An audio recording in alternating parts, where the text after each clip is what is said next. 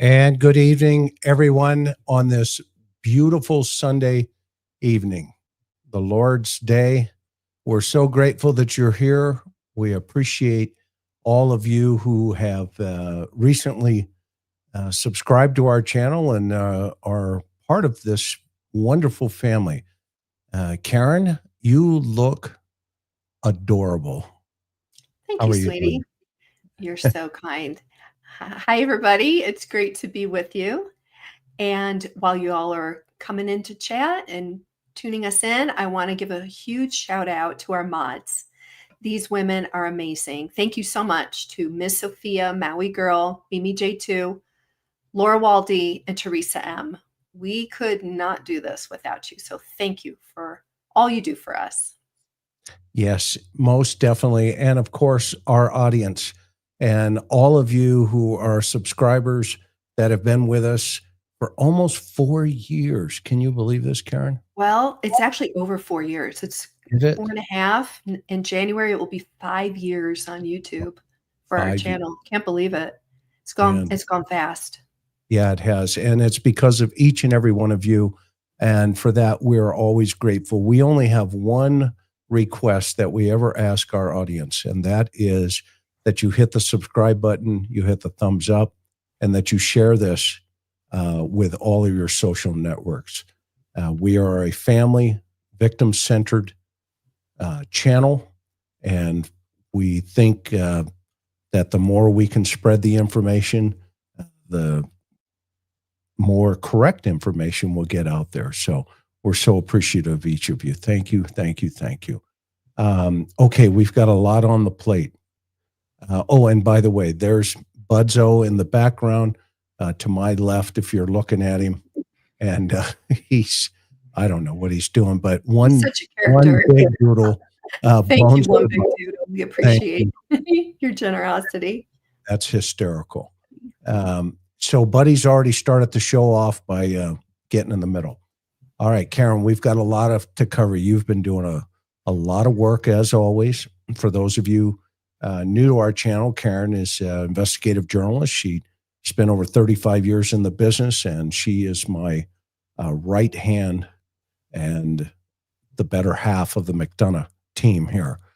But she is amazing, and we've got a lot to talk about tonight. So kind of give us a high-level overview of where do you think we're going to go here?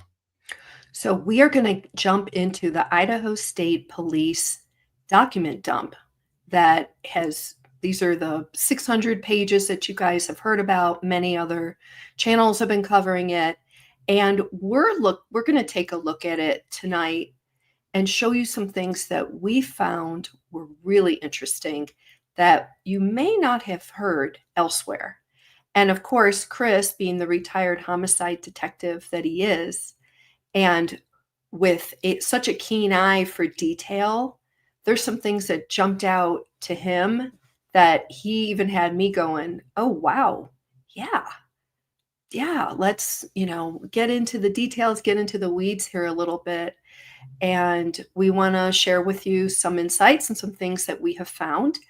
And feel free to share your opinions in chat.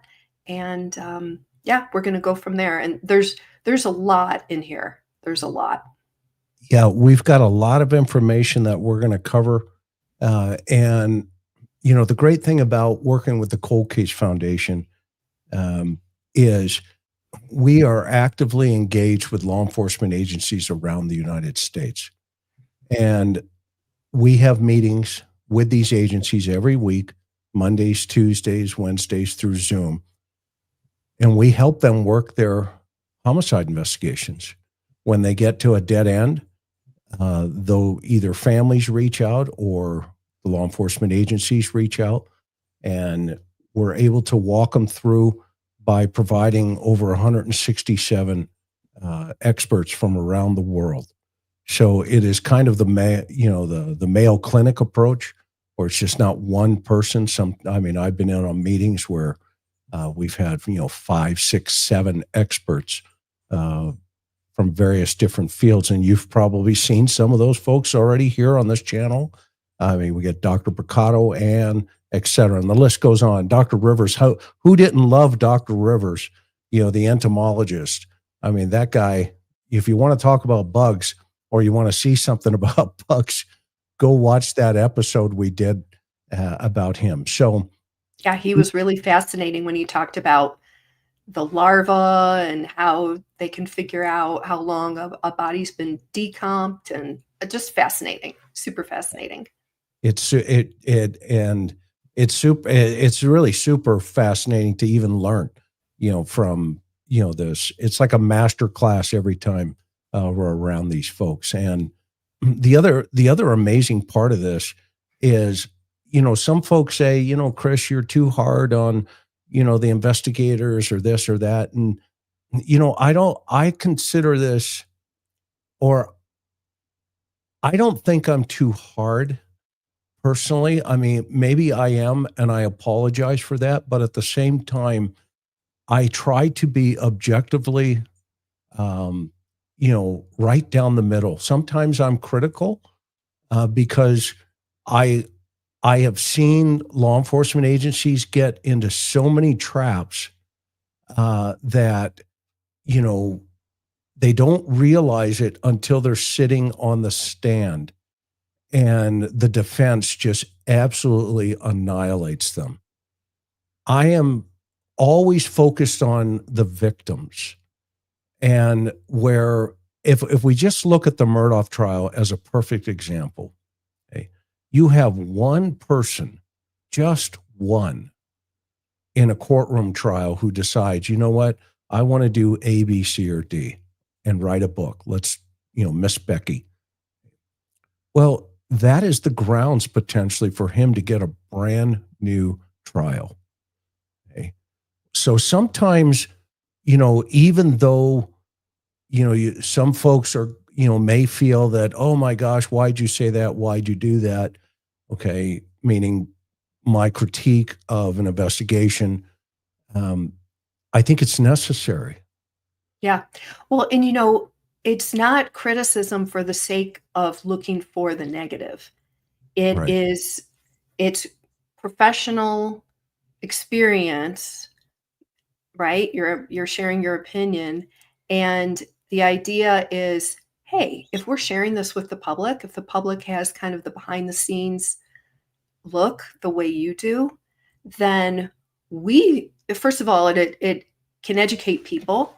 Now, is it going to change, future cases going forward? Probably not. But it just kind of lends to our collective education, right? So by dissecting, if you will, what was done correctly, what wasn't done correctly, but more importantly, why, it gives people an understanding, okay, right? And it's helpful. I think it's helpful overall. It's not nasty criticism. It's not personal attacks. You're saying, look, I was an investigator. Chris, you've investigated 300 plus, probably well north of that by now with your work with the Cold Case Foundation. And you can say, you know what, that's not how we do it. That's not by the book. Or you can say, you know what, that was done by the book. Excellent job. They did great.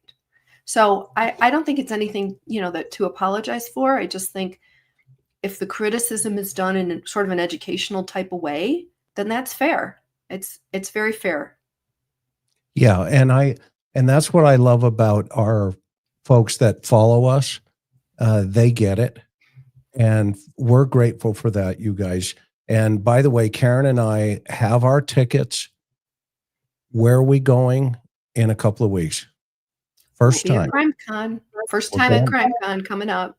Yeah, we're not going to have a booth or a setup or anything like. We're not giving presentations, but we're going to be there, and Yeah, we'd love to see we you want to guys. meet people. We want to meet you guys.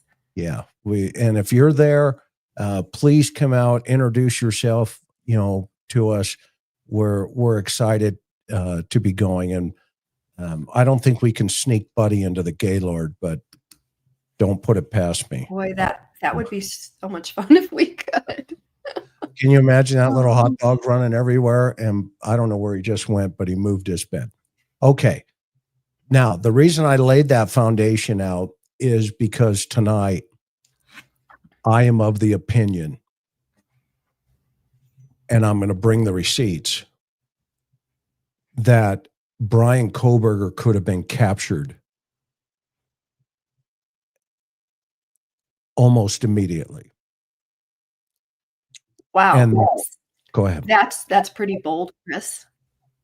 I know it's bold. That's why, I've, you know me. I've never been one to hold back, but I am also one to say, okay, what can we learn from this? And that's what we're going to bring to the table this evening. There was a 19 days that they could have had him. I recognize the idea of folks that say, yeah, but hindsight's 50-50.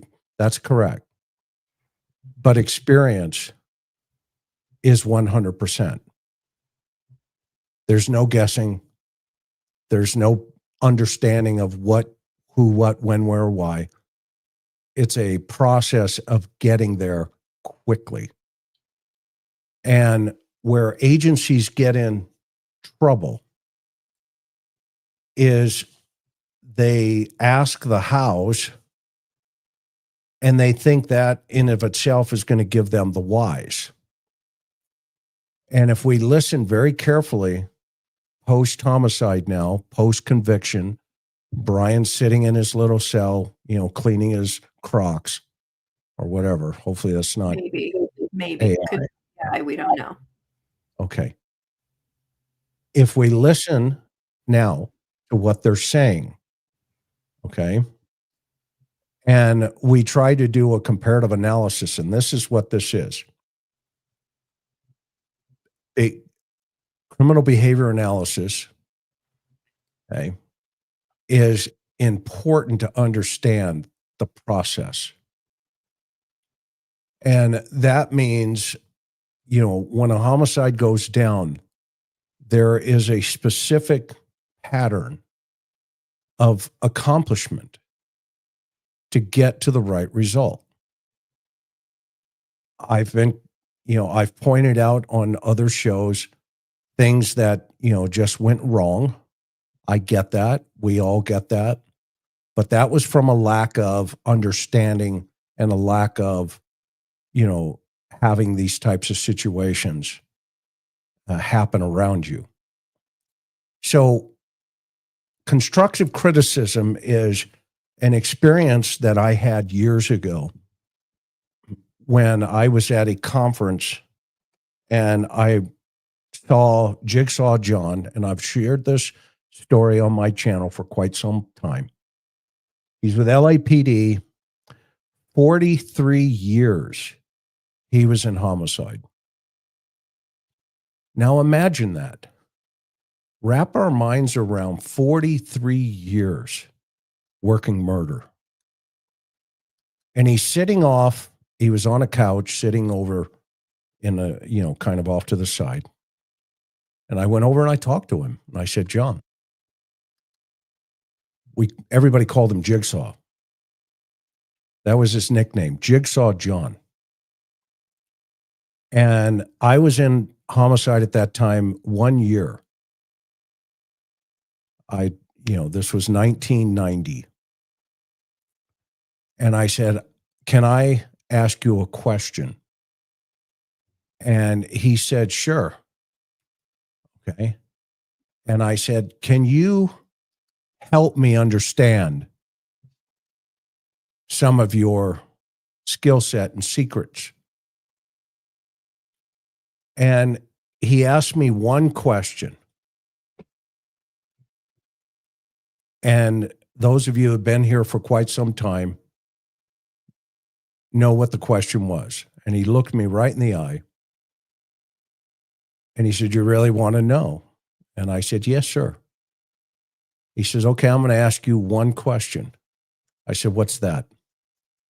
Quote, "Are you teachable?" Are you teachable? That's an amazing question. So I'm going to ask folks tonight, law enforcement brothers and sisters, friends, neighbors, are you teachable? Because when I applied that principle in my career, I had a 90% solvability rate. That means 9 out of 10 times I could either A, put you in prison, or B, I knew you did the case. You were responsible. So that is where I'm coming from tonight, not this. With him. We were speaking through the spokesperson for the department who was temporary at the time. We were speaking with Captain Dollinger, who functioned as a public information officer for a period before the gag order went into effect. And just as a quick side note, in the story that we published just overnight, it actually has Dollinger speaking to the fact that they lied to us. They lied to us when we asked them specifically about police officers around the community, asking specifically about K-bar knives. Yeah, And at the time, yeah. and at the time, they said, well, we were asking specifically about, fixed blade knives generally, but we actually finally had Dollinger saying, yeah, that was just information we didn't feel comfortable releasing at the time. But I never got an interview with Fry at the time. Okay, so those are two professional journalists that have been on the ground in this from day one, and they just told the world post-homicide the agency was misleading the information. Karen, you were up. Go ahead. Well, the obvious question is, what else did they lie to the media and the public about? In that one example, all they said it was a fixed blade knife when they knew darn well it was a very specific K-bar knife. And it is stunning to hear that former Captain Dollinger, who's now the police chief of Moscow PD, said to the journalist, "Well, we lied back then." I spent many years as a public information officer, as a civilian, representing a police department, and that is the one thing that you never do. You can say, "I can't answer that. Here's the reason why I'm not going to tell you," but you don't just out and out lie. It erodes public trust, plain and simple. Right. And it's very disheartening because now with this investigation, we're going, okay, well, what else? Now our antenna's up. Okay, what else did they lie about? And how would you have handled that if you're the journalist, you're on the ground, this whole thing's gone down, you're talking to the PD. What have you experienced in the past about how an agency handled their information to you? Well, the media is always at a disadvantage because the police agency, law enforcement agency, always holds all the cards. So you have to be adept at relationships, and it's not what you say, it's how you say it, literally. And so if I was a journalist and at post, quadruple murder, the current police chief said, "Hey, by the way, we lied about that," I would probably want to say, "Okay, well, why?" and press him. And I think they did, like, "Well, we just didn't want to release it." And then I would just kind of go right in and say, okay, well, let's go through this. What are some other things that you didn't want to tell us that are important that we now can find out about? That's really about all you can say. Again, it goes back to, if you know that a law enforcement agency is purposely misleading or not telling the truth, that's an erosion of public trust, as I said. And obviously, there's going to be things that they're not going to ever talk about. And you say that right up front. And, what I'm seeing with the way law enforcement, in this case, is treating the media. And when I say law enforcement, it's not just Moscow PD, it's Idaho State Police, it's the Lake County Prosecutor's Office. They gave special privilege, which I guess is fine, to their local media, right? They release things first. That's fine. And then when they had the bigger interviews, like we've already done videos on the CNN interview. I just feel like they're really not forthcoming, even when they're pressed on details. And what kind of boggles my mind is we're getting now a drip, drip, drip of the information. Okay. It's not, again, in this case, it's not just one agency that holds all the documents. It's 3 different agencies, and the court would make it 4. And so instead of just them coming out and saying, okay, we didn't have a trial, here are all the documents, let's just kind of get this over with, digest it, ask us questions, and then we'll move on. I feel like there's like new revelations coming out every week or so whenever these documents are dumping. And I think it's actually making it worse for the victims' families. Agreed. And that's why we're here tonight to talk about what we have discovered and what I think it's going over a lot of folks, not people, not the public, but the channel of communication here, in my opinion, and I have not changed it from 2.5 years ago, is the University of Idaho and Washington State University. The 2 schools were brought into the most horrific homicide investigation in that area, and quite frankly, at the time, in the state of Idaho. And they were allowed to dictate a narrative that is still occurring today. So let's take a closer look at where some of the players are today. Tell us about Payne, Karen. So as you'll recall, the lead investigator for the University of Idaho student murders was Corporal Brett Payne, Moscow Police Department. We've beaten this sort of to death already. He had 2 years on the department, and he never worked a murder. And so it's still a mystery. Why did the police chief of Moscow put him in charge of this quadruple murder? I mean, it seems ridiculous. Anyway, so today, as we know, he has left Moscow PD. He's now working for University of Idaho in a, quote, unrelated position, according to the Idaho Statesman. So we don't know. We've done searches even as of this morning. If you go to University of Idaho's website, put his name in, he doesn't pop up with a position. So we don't know yet what he's doing. But bottom line, he's out of law enforcement, which I think is kind of interesting, Chris. We know he had a military background. And again, this is neutral. This is not a criticism at all. This is just kind of information. He had a military background, and then he's working in Moscow PD, for Moscow PD for just 2 years when the murders happened. He's put in charge of this case, and then he leaves the department, and he's a young guy. It seems like he's probably in his 30s. I don't know for sure. And now he's working for the University of Idaho. That was like, oh, wow, he's done with law enforcement potentially. So anyway, that's just an interesting connection there. Yeah. And those of you that have been with us from the very beginning, I mean, I was actually, and Karen and I walked up that street on Thanksgiving Day. like 13 days later, or what, 11, 12, whatever the math is there, right? From the 13th to the 24th. And I came away, one of the first videos I did was the suspect knows this neighborhood. He's around here somewhere, meaning it wasn't going to be some, mystery man somewhere. Somebody here is going to be involved in this situation.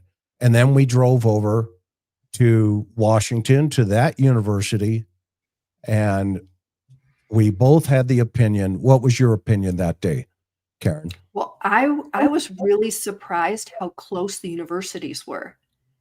When, we said, well, let's go to University of Idaho, let's go to this crime scene, let's check this out, let's get a visual, let's show our viewers what it looks like. And then in talking to people, people said, well, Washington State, it's 9 miles. It's really, really close. It's not 30 minutes away. It's much closer. And we thought, wow, 2 big universities. And at the time we thought, well, is the murderer part of the University of Idaho? Is he part of Washington State University? Does he know the area? Is he, some traveler that's blown through town? Chris never thought that, but I mean, wandering serial killer. We didn't know, but to Chris's point, Washington State University is, if you've never been there, is surprisingly close to University of Idaho. Yeah, and it was really fascinating because when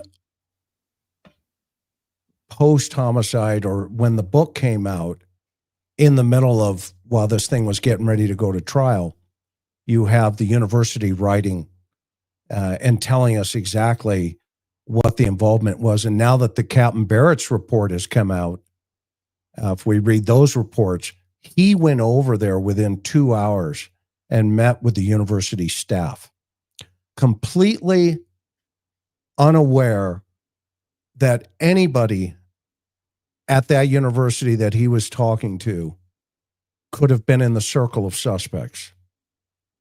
Now think about that. You have the law enforcement agency coming to a civilian agency like the school and saying, let me tell you what's going on. Meanwhile, you have no idea who the suspect is.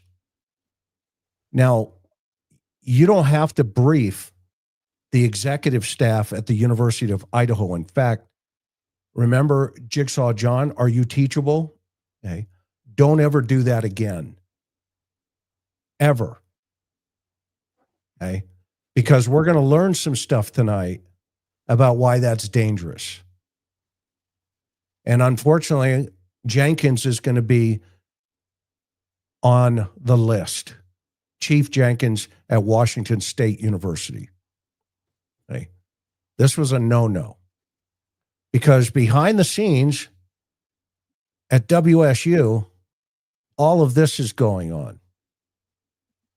You have all of these staff members, people, et cetera,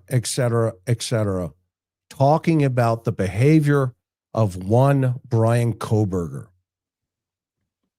before the murders and after the murders. Okay. And if you think about that, we have now a narrative still to this day when a CNN reporter says, well, there was a lot of stuff on his phone. Tell us about his phone. And how did they answer? Completely ignoring, which we now know and we have said from the very beginning, you will find a tremendous amount of non-consensual rhymes with corn on his phone or his devices. Okay. And lo and behold, what did they find? Not one consensual Not one consensual search. It was all in line with what Greg, Dr. M, myself, Dr. Picotto said they would find. But here's the scary part. The investigators never mentioned it even after the homicides and the conviction. So Karen? you are only left with one obvious conclusion, and that is they're trying to downplay it. Right. And the question is why? To what extent? Why? Who benefits? Who benefits from not releasing this information? You're not protecting the victim families. The victim families have a right to know all of the details. They never got a trial.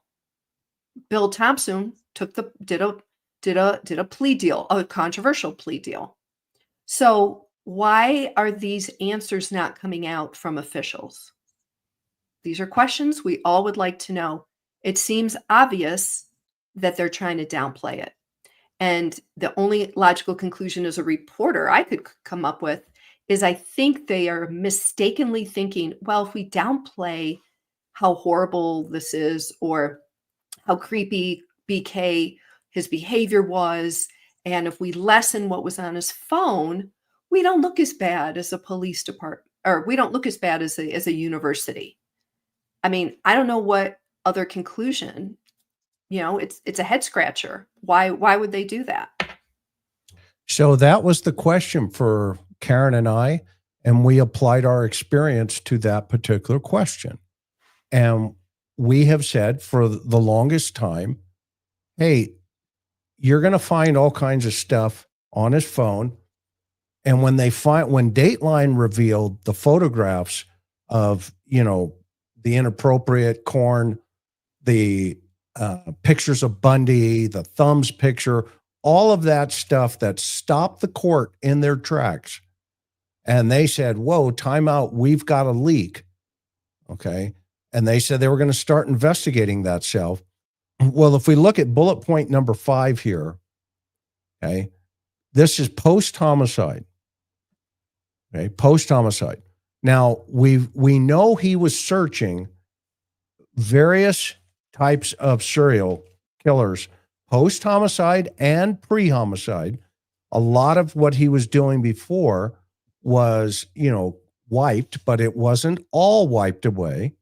Okay, remember that Celebrite report, and I encourage every YouTuber, every person that can throw a FOIA into the police department, we got to get our hands on the Celebrite report. They are stonewalling releasing that. And I think I know why.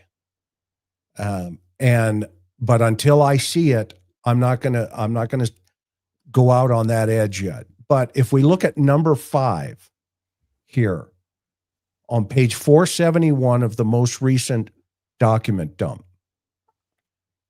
this is a witness talking to Idaho State Police. Kohberger would try and talk to her about the Ted Bundy murders because he knew she was interested in true crime. This is post-homicide. Okay?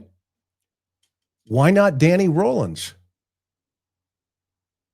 Why does he select Ted Bundy to talk to another PhD student about? Because Danny, in his head, was part of the massive dump of personality types. But Ted, for some reason, and we've said this for quite some time, has always been his go-to, let's say, mentor, for lack of a better term. He also name-dropped line 5. He also name-dropped a former professor of his, blank, admired blank, and wanted to meet her, but not based on her association with Kohberger. Blank said if she was going to meet her, it would be because of her initiative or intuitive, not based on Kohberger. That Her own initiative, not based on Kohberger. I think that's Ramsland.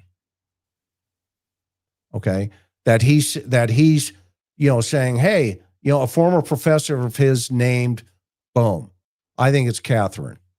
Okay. She said she was interested in the fact that since the Moscow murders, some people were comparing them to Ted Bundy murders. That occurred at a college sorority, and that Kohberger wanted to talk about those murders with her. Blank said Kohberger studied sexual burglars and their motives and decision making. It doesn't get any creepier than that, does it? Gosh. And guess what Bryan Kohberger gave the investigators? He gave them a theory and connected it 3 ways: Ted Bundy, burglaries, sexual in nature. Now, if we think about that, it doesn't take a rocket scientist to tell the public, question, what's on his phone? Remember, they looked around like, what, huh? Well, What? that CNN reporter also pressed them, well, what was your working theory? You must have a working theory looking at all the information. And remember, they didn't answer. Yeah. They said, no, we don't have a working theory. Well, of course they had a working theory. And how did he answer? Remember? He says, well, we know he was following the investigation. Okay? We know he was following the investigation. And then all of a sudden, Celebrite comes out and says, well, yeah, there's a lot of pictures of him following the investigation. But let's talk about all this stuff. Okay?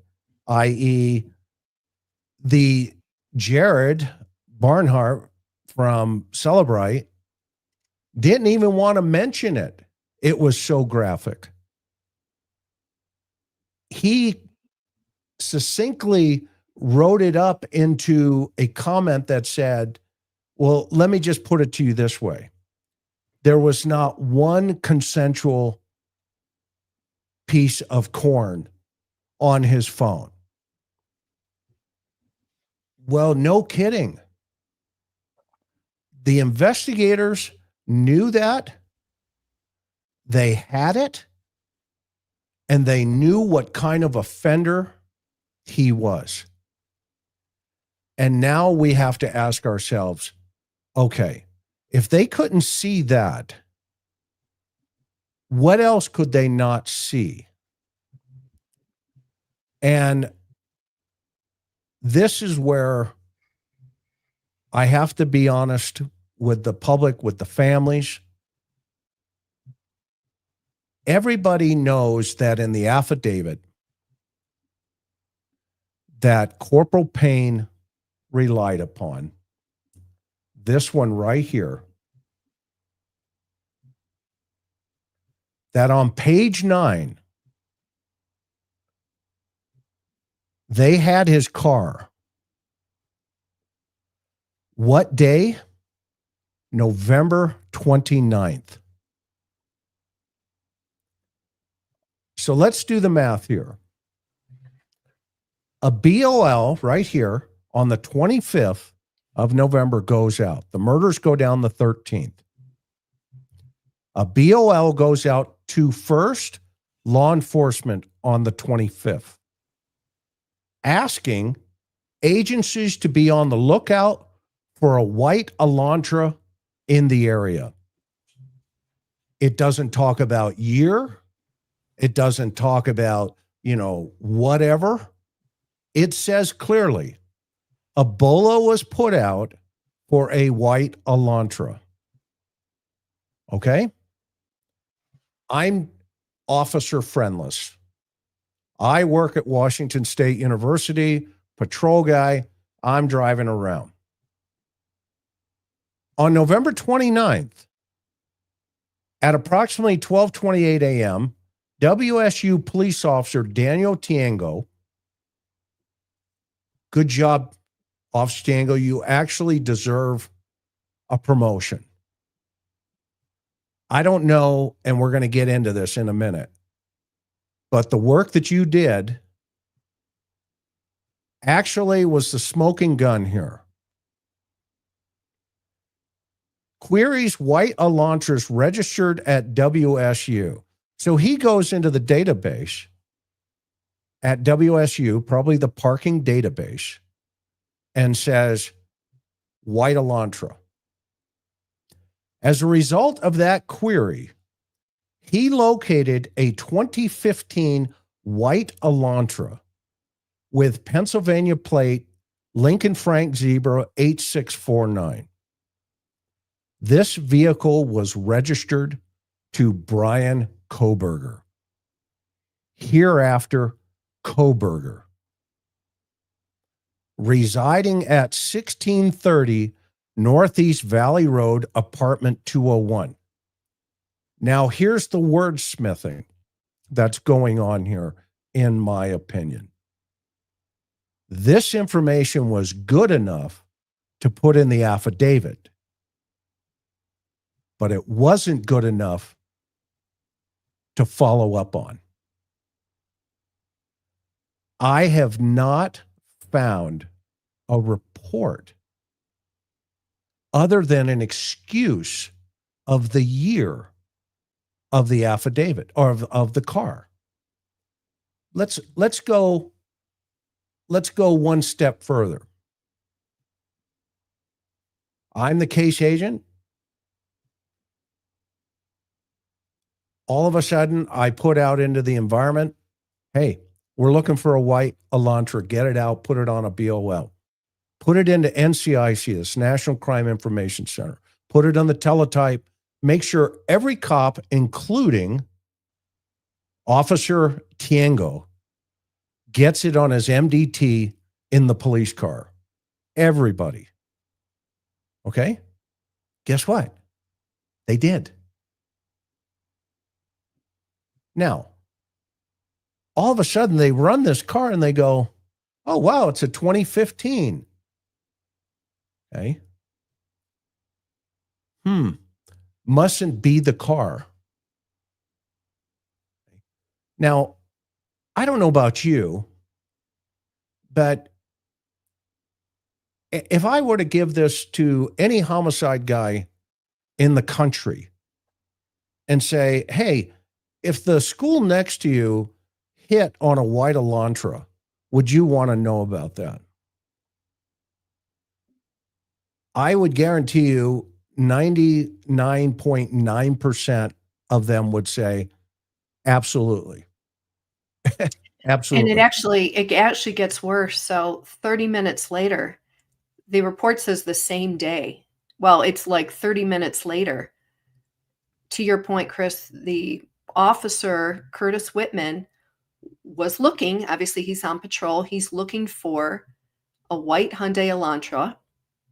And he located the 2015 white Elantra, lo and behold, at the apartment that belonged to BK.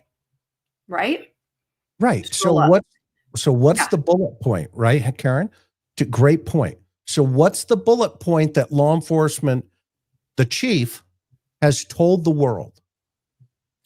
Well, before we do that, common sense would be Officer Whitman says, okay, let me just finish. It says, he also ran the car, returned to Kohberger with a Washington tag. I reviewed Kohberger's Washington State driver's license and info and photograph. This license indicates Kohberger's white male. So the description and the photograph shows that he has bushy eyebrows. Well, that physical description is consistent with the description of the male that Dylan Mortensen saw inside the home, right? 2 weeks prior, November 13th. So the obvious question, Chris, is why wouldn't that officer or somebody go ring the doorbell and contact Kohberger and start investigating? Hey, You've got the reason we're here is we're looking for a white Elantra. You've got a white Elantra. We'd like to talk with you. Now, we don't know that that wasn't done. We haven't seen any reports indicating that they contacted him. We've asked for those reports. We have submitted FOIA requests for those reports. So until those reports show up, we can't assume that they did that. And that's mind-boggling. This is a quadruple murder. They have the car on video. They had the FBI expert narrow it down between, first they said 2011 and 2013. Then they changed it and said, well, it could be 2011 model to a 2016 model. These guys have a 2015 model. Why didn't they ring the doorbell and interview Kohberger or haul him into the police department? They got probable cause. And why didn't they interview him then? So here's how this would have gone down. Okay. Now you have a patrol officer who says, hey, we're looking for a white Elantra. There's one on our campus. Okay. The second officer says, I'm going to go find it. So they're in investigative mode.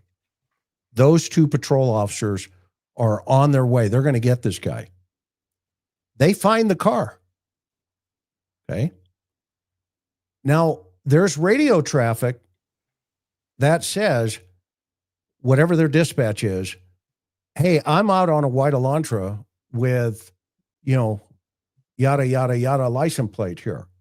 Okay. Lincoln Frank Zebra 8649. Can you run a 29 on that? Which means registration. And they come back and say, affirmative, it belongs to one Bryan Kohberger, yada, yada, yada, yada, yada. Okay, 10-4, hold that. And can you get hold of investigations and advise them, I have a white Elantra out here. It's a different year, but it matches the description. 10-4, stand by. Now, that is how you do it. It's not complicated. The Payne knew they did it that way because it's in his affidavit on page 9. Okay. However, something happened, and this is my theory. Okay. Hey, we've got this Elantra here. Somebody came in and made a decision that says, okay, let's stand by. I'll bet you there are emails between the university and the police department. And that somebody in the university said, hold up. Because all of this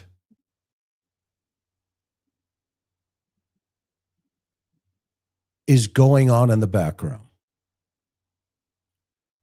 All of the complaints from staff, all of the stuff that is in motion with Bryan Kohberger is moving. Now, how it could have played out is, hey, and I'm just throwing my way or my experience. Hey, we have WSU on the phone, and they have a white Elantra over there. Awesome. Okay. Get over there and get the horsepower on who owns that thing. Tell me everything about that car. Okay. And tell me everything about the owner. Now, here's the sad part in this whole thing. They could have walked up and ding dong. Who is it? It's the police. It's the popo. We are here to communicate with one Bryan Kohberger. What's the problem? Is that your car? Yeah. Okay. Can we ask you a couple of questions? You're not under arrest. You're not being detained. We just want to ask you some stuff. Okay. Oh yeah, whatever. Yeah, come on, or whatever. No, I want an attorney. Well, why do you want an attorney? You haven't done anything, have you? Okay. And now let's remember when this is. This is November 29th. November 29th. You know what they could have done? Okay. They could have said at some point in these conversations right that night at 12:38 in the morning, they could have said, would you mind volunteering a buccal swab to eliminate you in any way, shape, or form? And if he says no, you say, time out. I'm going to go get a search warrant. Why? Well, because it gets worse.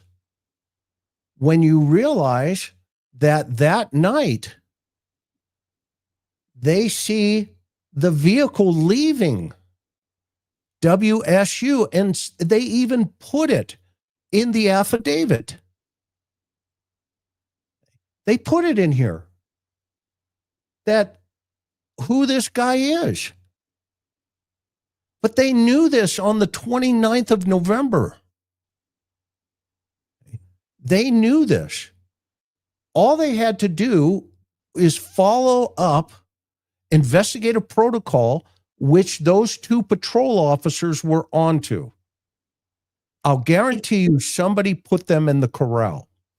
Now that's here's my question, Chris. I think I'm going to be found correct. Go ahead. It would have been normal police protocol for the Washington State University police officer to go ring his doorbell in the exact scenario you just laid out. So my question is, why wasn't that done? And to your point, who said not to do it? Why would you not want to do it? And it's really not good enough for Police Chief Jenkins to say, well, we didn't send the information over.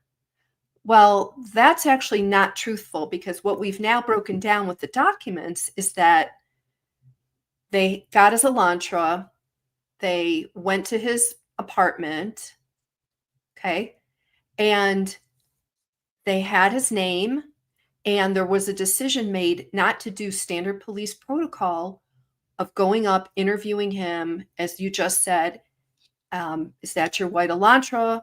We'd like to eliminate you as a suspect. Could you give us a buccal swab? Just imagine if that was done on November 29th. Right. Yeah. And that's... He wouldn't have had the opportunity to continue to clean, cleanse, potentially get rid of the murder weapon, drive across the country. I mean, those 19 days that you're talking about from November 29th until he was actually it's more than that, till he was arrested December 30th, but it was December 19th where they had that IgG DNA match from the FBI lab got it, and they had his name. It seems like they could have had it 19 days earlier. They could have potentially had so much more information, potentially more evidence. You had the suspect there. He was in Idaho or across the bridge there at his apartment. He was in Pullman. Pullman, right. 9 miles away. They had his name. They had the car. They didn't think, you know what? This idea of, well, yeah, it's just a white Elantra. There are 10,000 white Elantras. Yeah, there are. But you just happen to have one 9 miles away from you. And you just happen to have, he happens to be a criminology student. Investigation 101, okay? Officer, Darling, hey, McDonough, yeah. Hey, man, we got a white Elantra over here with some PhD student at WSU. Oh, really? Tell me about this guy. yada, yada, yada, yada. And by the way, I looked at his driver's license and he's got fuzzy eyebrows like your witness said. Really? Yeah. Tell me more. Bum, bum, bum. Okay. I'm on my way. Click. 9 miles. Okay. What do we got? Let's run this guy. We used to call it around the world. Run this guy around the world. I want to know his shoe size. I want to know what time he farts. I want to know everything about this guy. Okay. Give me everything about this guy. Okay. And that means you also have to talk to the university, the police chief. Okay. Chief, get into this guy. Do you know how we know they did probably this? What is the first thing Barrett did the day of the murders? Who did he go to? University of Idaho. It's in it's in the reports. He drives over there and says, "Hey, can you tell us everything about the students, the 4 dead victims?" So just staying with Washington State University, WSU for a second, what they had the car, okay, they didn't, again, to me, my question is, this is standard police practices. Even if phone calls are made, even if it goes up the chain, why would they not have contacted him? And again, unless we see reports that they did contact him, we're left to assume they didn't contact him. But to Chris's point, this was pertinent enough where Brett Payne put it in the affidavit. Now, guys, think about this. A ton of people were interviewed. A ton of people, a lot of kids, Kaylee, Maddie, Xana, and Ethan's friend group were being interviewed in the weeks following the murders. Kaylee's boyfriend was interviewed. People were asked for buccal swabs to eliminate them. So there was investigative work going on. But once they had the Elantra, they had this guy, they had him in his Pullman apartment, again, why would they not go interview him? And Chris, to your point, with Washington State University Chief Jenkins, he knew Bryan Kohberger because April 2nd or early April, 6 months earlier, he interviewed him face to face for that job that he didn't get. Well, he's on a press tour going around and saying, yeah, all of a sudden I walked in the room and it's Bryan Kohberger. And I'm like, well, Bryan Kohberger, I know that name. Hey, this is the guy that applied for a position, okay, at the university. Well, here's a call coming in, Chief. Hey, you had him on the 29th of November. Call coming in. It's so important that Payne uses it for an affidavit of arrest on this guy. I want to see what they did and why it never ran up to the top of the toll booth, but rather they had to see Bryan Kohberger going through a toll booth in Colorado. I want to know, and Karen, have we asked for these reports? We have. Have we gotten them? Not as of today. Mainstream media, if you're listening, please get those reports and make them public. You have the lawyers, you have the power. I want to know what the investigative steps were done, not just hearing from a chief saying, well, you know what, we made a mistake. You made a mistake. Well, okay. So that's the answer.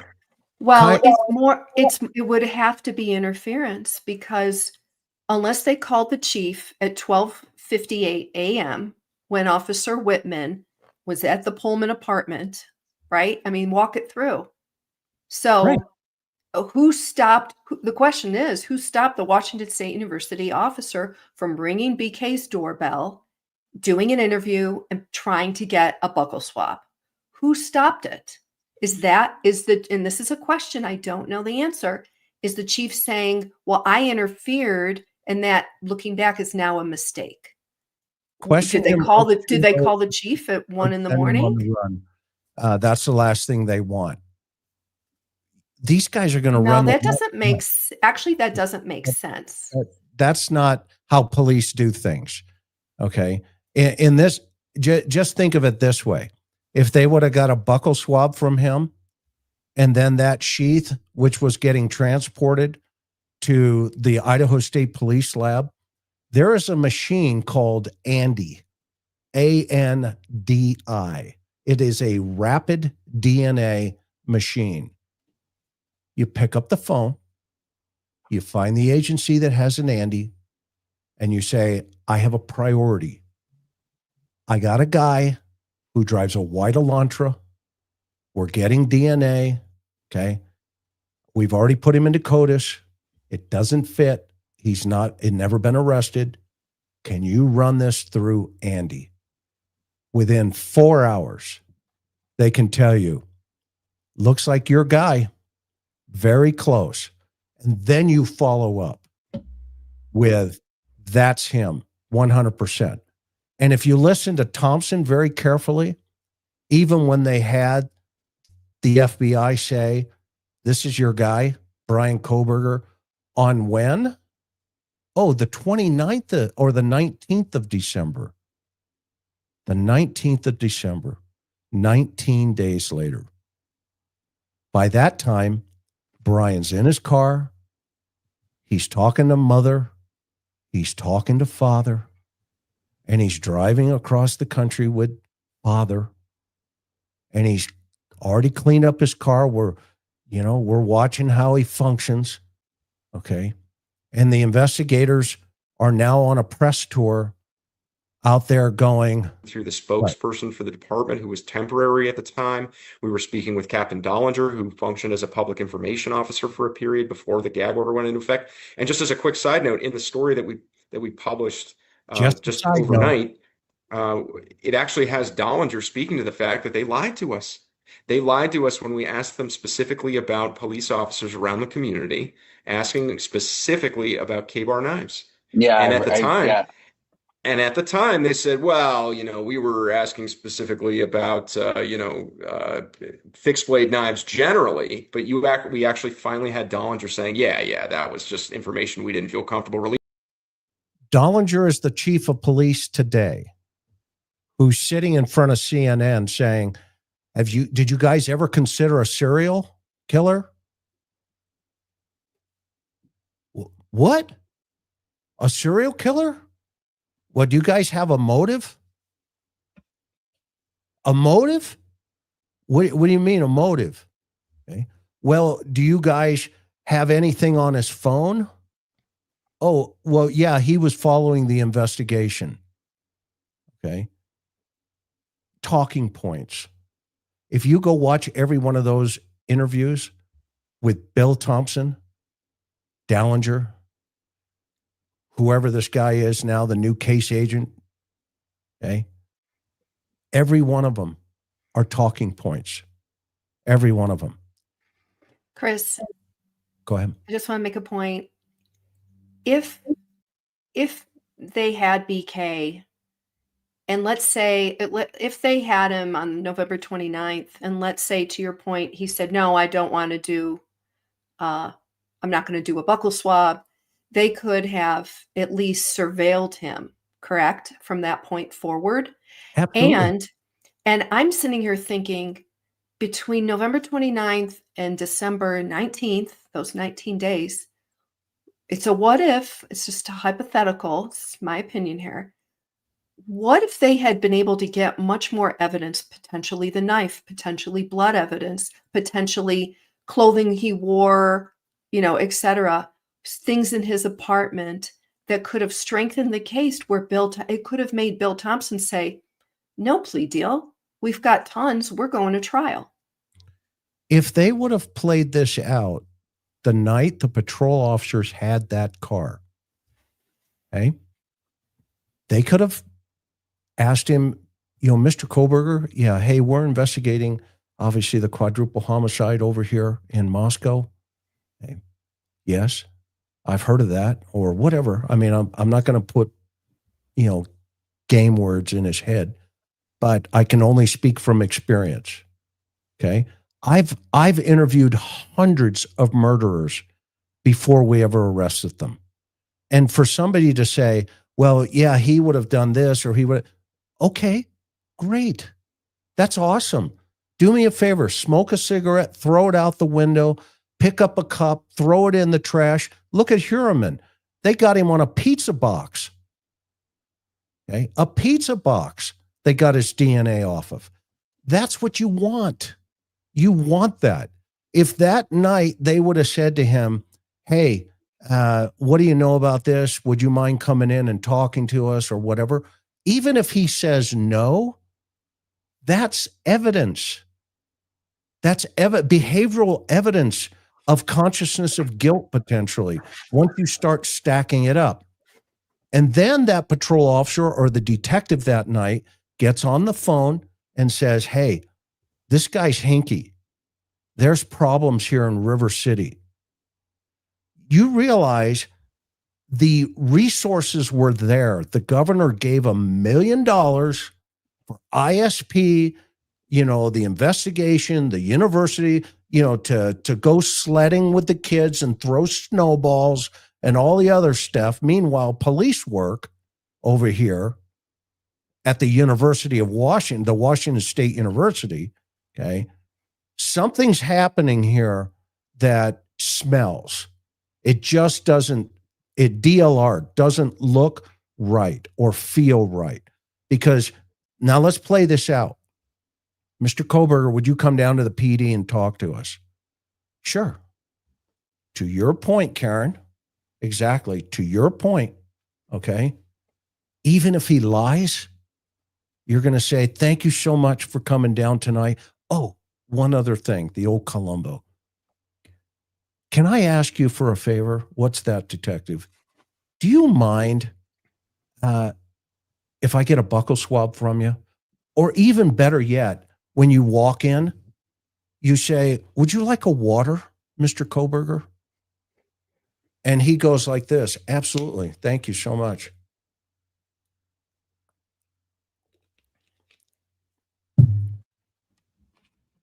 Okay.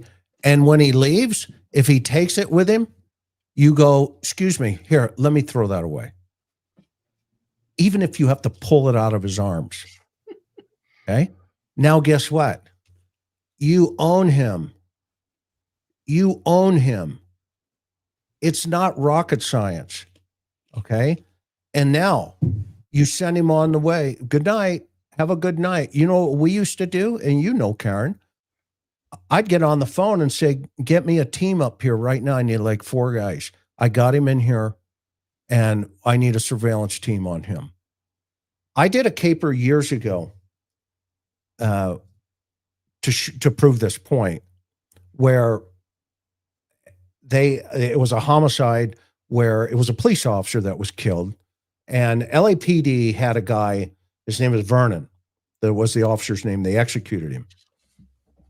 They put 18 guys on a bus with the girlfriends of the suspects. Think about that. And lo and behold, they didn't have the shooter until they took the car down on the freeway. And he comes up out of the back seat. Boom. They had him. Okay. That night, in my opinion, the family should press the issue of finding out why WSU, other than we made a mistake because it was a different year of a car. That doesn't fly. Because the Bolo is a white Elantra. And then the police come back and they tell the public, well, we got the year wrong, maybe. We're not positive. It could be 2011 to 2016. Either way, it doesn't change the color of the car or the make of the car. We are looking for a white Hyundai Elantra. And guess what the first searches were in the WSU database? It wasn't 2016 white Hyundai Elantra. It was white Hyundai Elantra. That was the search parameter. And he probably did it on his MDT in his car. And boom, it pops up. And to your point, Karen, right, hon? He drives over to put a visual on the white Hyundai. He drives over and goes, I got it. I got one right here. That's like, that's like you go fishing, okay? And you're looking for, bluegill, but you pull a bass out. And all your friends go, the chief goes, oh, that's a bass, throw it back. We're looking for a bluegill. Well, I know, but it's a fish. I got the fish, chief. Over here, I got the fish. Okay. Is he still the chief up there? Yeah, I believe so.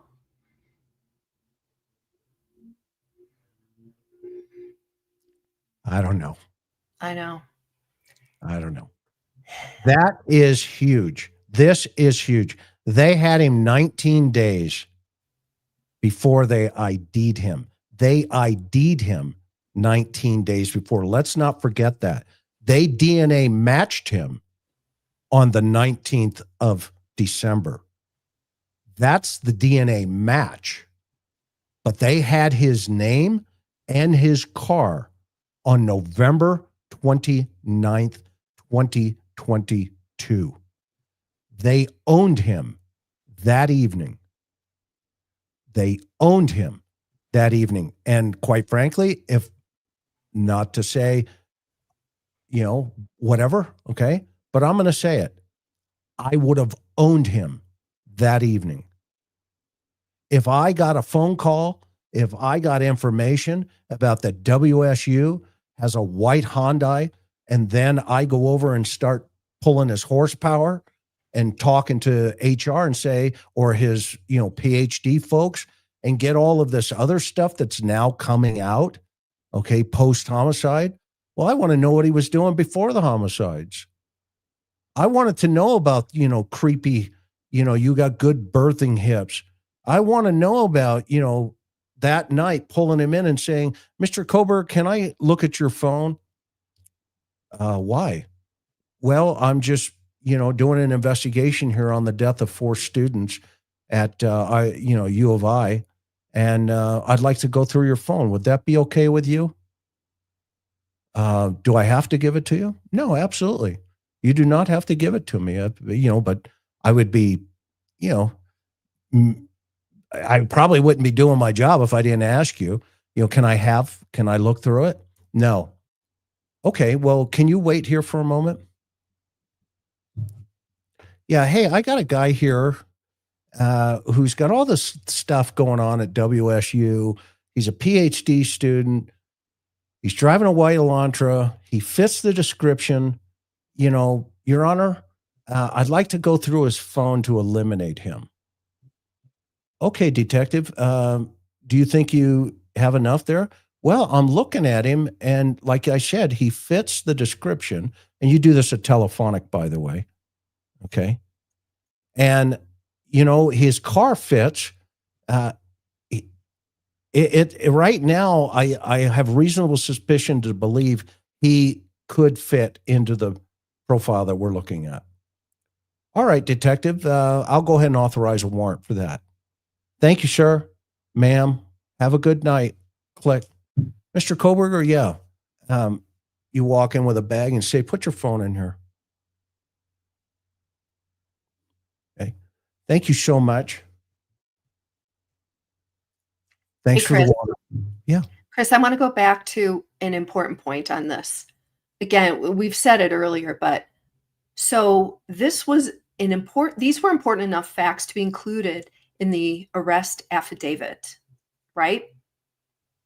Yeah. Okay. I guess I'm in a different spot than where you're at right now, but just in thinking this through, and yet it doesn't appear to be that there was any follow-up. No. And if there was follow-up, it hasn't been released or made public. So my question is, which is it? Okay. And again, I just want to just kind of talk through this point for a minute. It was important enough for Corporal Payne to have this in his affidavit showing probable cause that BK is the right murderer. He's the right guy here. And they reference the two Washington State University officers. One found it in a database and the other guy drives out and verifies it. So the question is, how does this relate to the search warrant affidavit? If you were the investigator on this case and you put this in your affidavit, what's your thinking behind that? That they knew who he was and they foobarred it. They messed it up. But it was still important information to support the affidavit. I mean, if we read this, the vehicle was registered to Bryan Kohberger, hereafter Kohberger, residing at 1630 Northeast Valley Road, apartment 201, Pullman, Washington. 1630 Northeast Valley Road is approximately 3/4 of a mile from the intersection of Stadium Way and Cougar Way, last camera location that picked up the white Elantra. That night, they thought, this is the guy. Evident of the fact, to your point, they put it in the affidavit to arrest him. What they haven't put in, like you just said, is why didn't you go talk to the dude? Why didn't you impound the Elantra? Why didn't you do something, like, hey, we have the Elantra over here. Let's go talk to the owner. Let's find out everything about this Bryan Kohberger cat. Let's find out what's going on here. What time is it? And Yeah, go ahead. No, I mean, we don't know why. It doesn't make sense. And then they let him go. And again, we don't know what evidence was lost. We don't know what they could have had they gotten him, or at least detained him, or, to your point, kept the Elantra, didn't let him drive across the country back home to mother and father. Well, and you're right, hon. I mean, look at the bottom here. Additionally, the photograph of Kohberger shows that he has bushy eyebrows. Kohberger's physical description is consistent with the description of the male Dylan Mortensen saw inside the King Road residence on November 13th. Yeah. They had this 16 days later on the 29th. Well, they had such great digital evidence with the video. They had the car. They had the car zooming out. They had the car making the trips between Pullman, Washington and Moscow, Idaho. The car, to me, that digital data is huge. I know somebody asked Bill Thompson, if you didn't have the knife sheath, what kind of case would you have had? And he has said, well, probably not much of a case. Okay. Obviously, the knife sheath is huge, the DNA. But I feel like at this point in the investigation, that's a strong amount of evidence. What do you think as a former homicide detective? Well, I think if they had the car on that night, can you imagine what evidence they don't have now, and which makes sense when they finally do get it, like whatever it is. What was it, the 19th? They get a positive DNA hit. But you know what was really interesting about that? Thompson made an interesting comment. He said, remember they had the familiar DNA, right? The IgG before the 19th. But he made an interesting comment recently with Brian Enton. He goes, but we didn't arrest him till we knew. Something to that effect, i.e. the DNA had come back positively 100% It was him. Okay. And that's when FBI goes out there on the 20th. They do the surveillance. They do all the stuff. Okay. And then ultimately they take him into custody. And, they somewhere the information about him throwing the trash out, neighbors and all this stuff, apparently that's all bogus. Okay. However, what they can't unwind, and it is documented in this document that we're looking at tonight. Again, always go back to the beginning. Always go back to the beginning. Okay. Homicide 101. And in this document, to your point, Karen, they say, hey, we got this car.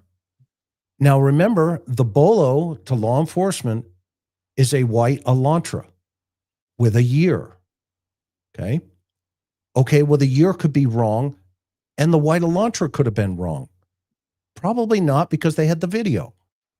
And they're saying, this is it. And they sent it to the feds, and the Fed, the in Quantico, the agent, or they sent it to Salt Lake, the local FBI office. And the FBI guys are probably, I know how these guys operate. They're probably sitting back going, hey, you guys had this thing on the 29th. Okay. Let's pick it up, boys. Let's go. Let's run. What do we got here? At least let's eliminate it. And to your point, I just want to make one observation that's come out in these documents. That knife sheath was first sent and taken to Orthram Lab in Texas. And they were taking a long time to try to find, because obviously BK wasn't in CODIS. And remember, there was a decision made that said, well, let's grab it back from Orthram Lab and let's take it over to FBI Lab to see if they can speed this up, to your exact point. Yeah, and that's ego. That's ego. That's ego.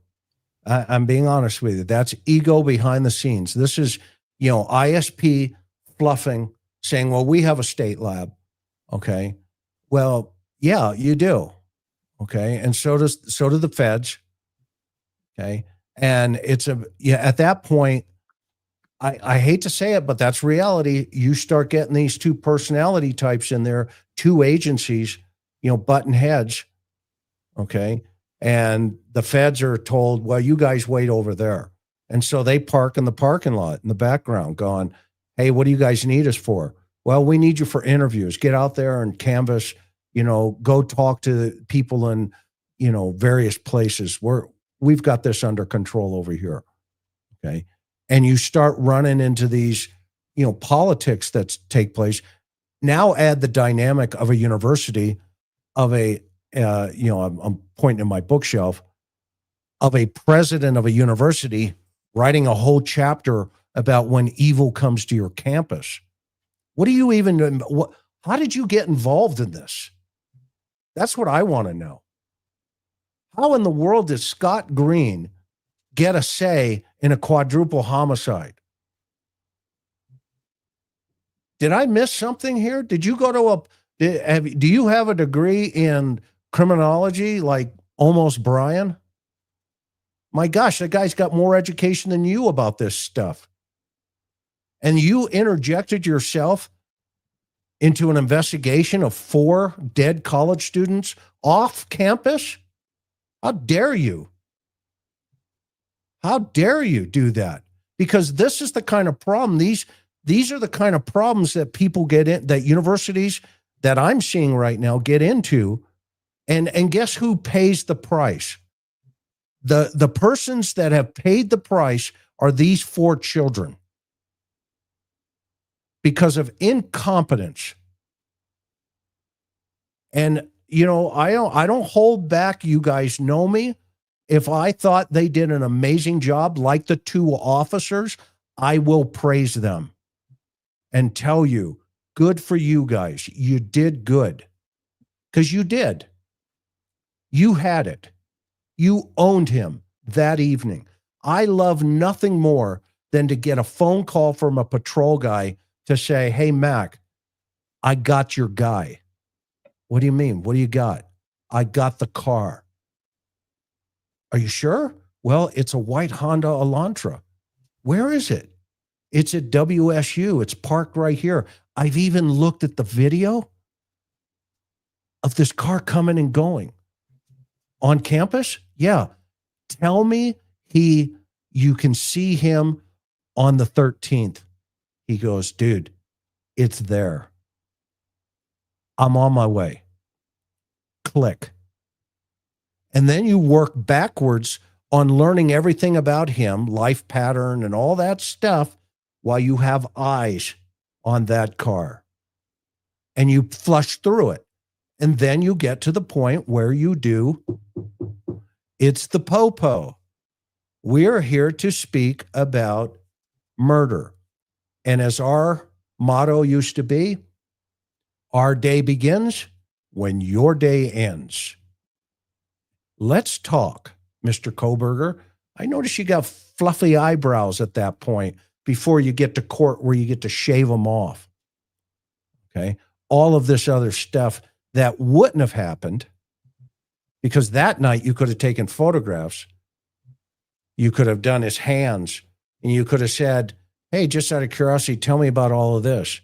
And then you could have said, Mr. Kohberger, have a great evening. It's been fun getting to know you.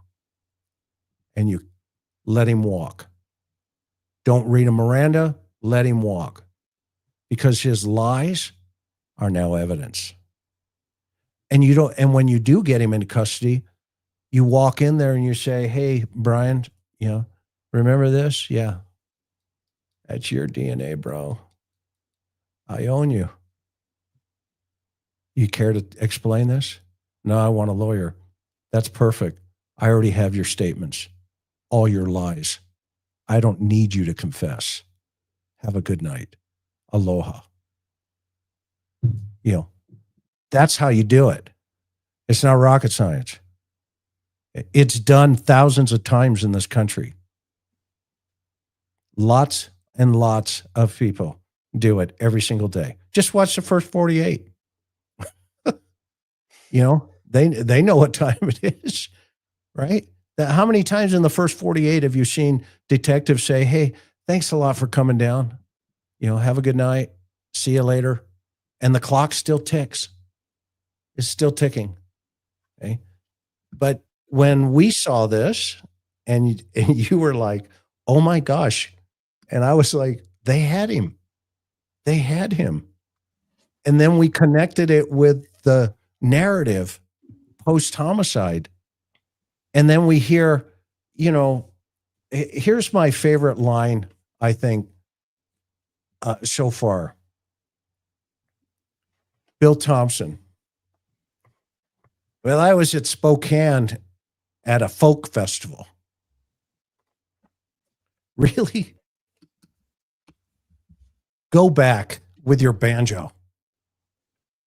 And I mean, this is why Matt, other guys, professional DAs out there are going, are you serious? Are you crying? There's no crying in murder. The only people, go ahead. Speaking of Bill Thompson, this came out in the Idaho State Police document dump, and Idaho Statesman how she put me back in the corral. Did a really good job. So in Bill, and we've talked about this before. We brought up another case that Bill Thompson had. It was a double murder from, 10, 15 something years ago. But anyway, so Bill Thompson's been the elected DA there for over 30 years.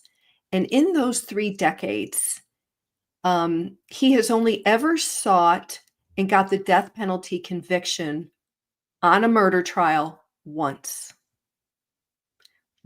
He has done mostly plea deals. So I always find that interesting. And the conversation I always have with Chris is, if the murder of 4 innocent college students doesn't rise to the death penalty level, then what case does? Yeah. I mean, and we talked about that with Anjanette and Dr. Bricado the other night, where it's like one of the things that I have always thought through this, critical thinking, right? Using critical thinking. Yes. Okay. He's in a can. Okay. He's in a room that everybody's, going, okay, yeah, he's gone, but he's not gone. That's the point. He's always going to be here. Okay. They're going to medicate him. He's going to have his, new Crocs, all the other stuff. He's going to get his little, TV time, his little pad. Okay. But like I said the other night, this guy now has bragging rights.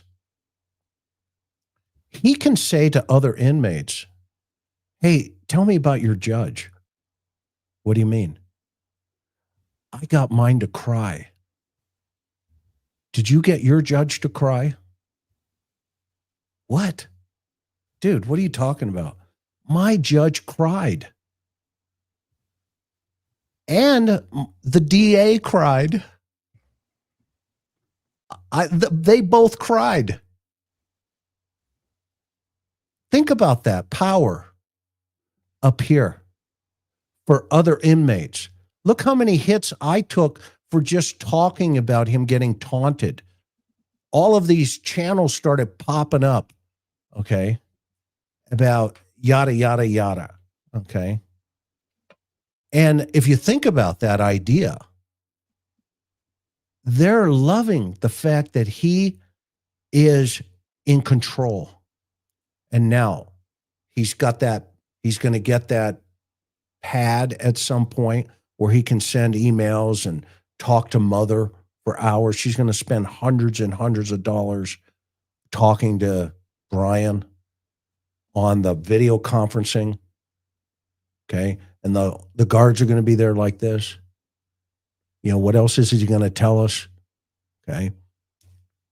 And he's going to tell his story at some point. Mother, I'm not convinced he didn't tell his story that morning with all the hours all the time he was on the phone with his mother. All that time. Okay. And now, Thompson plays off like, I'm the protector of everybody. I protected, a witness from this, and he is evil, from this demon. I got between her and him. Okay. Well, you could have put a 21 gun salute on him too, but you chose not to. That's your choice. And I'm not saying I'm advocating for it. It's too late. But what I am saying is they didn't get you. And you know what? I hate to say it. All four of these families will never be at peace, no matter how much they project. They will never be at peace. And Thompson, they will never move on. The community will never heal. In 30 years, they'll be talking about Bryan Kohberger like we're talking about Ted Bundy, who was fried on the electric chair. Okay.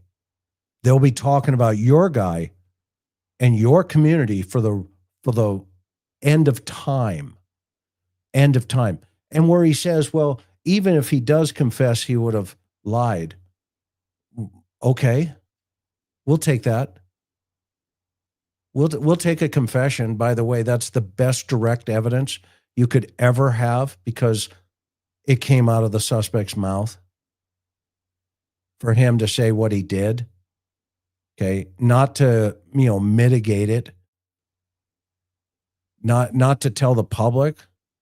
That would have been great for the families to hear because now they're questioning, well, why my daughter? Why my son?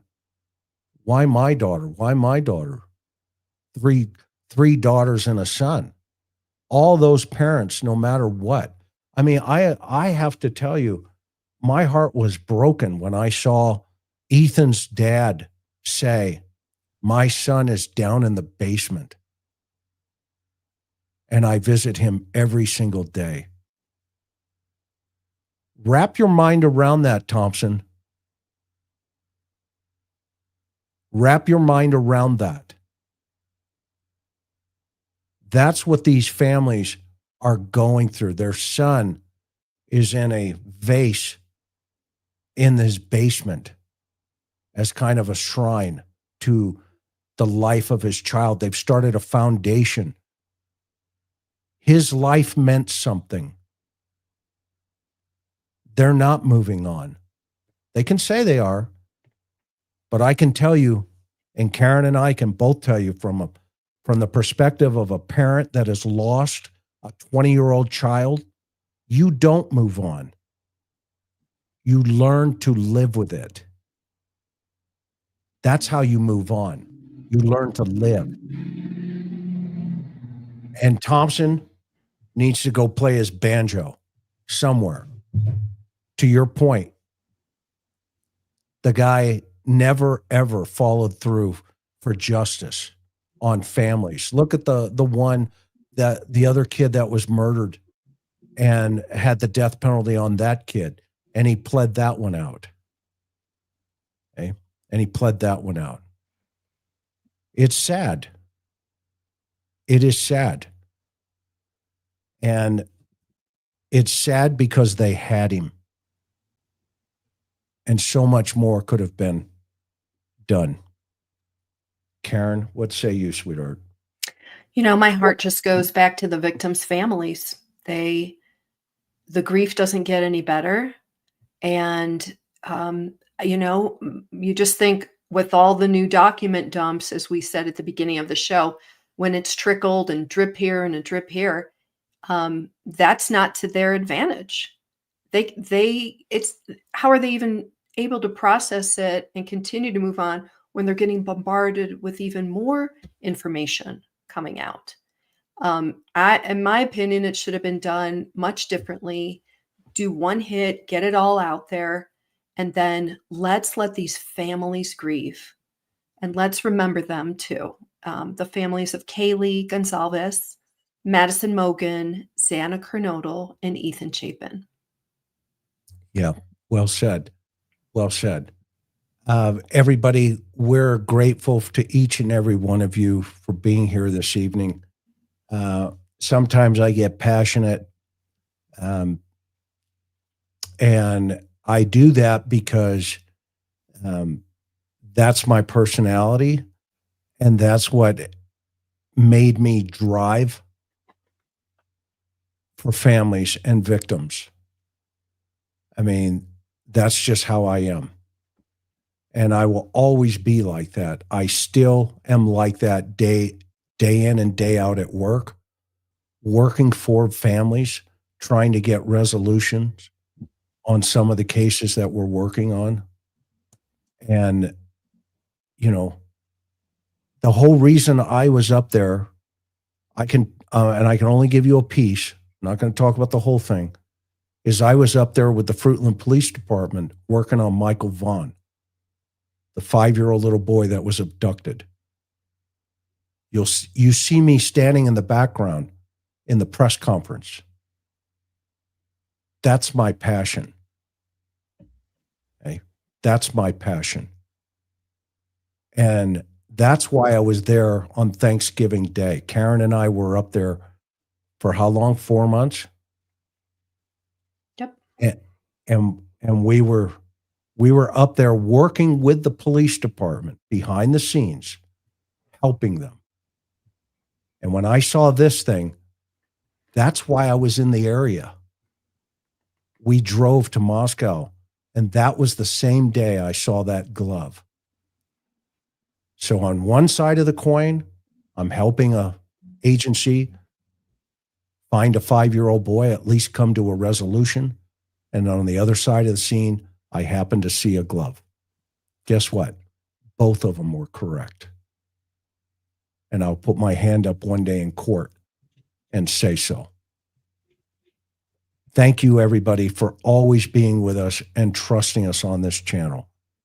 And we just want you to know, each and every one of you, how much we appreciate you and how grateful that you trust us. Have a good night. Aloha.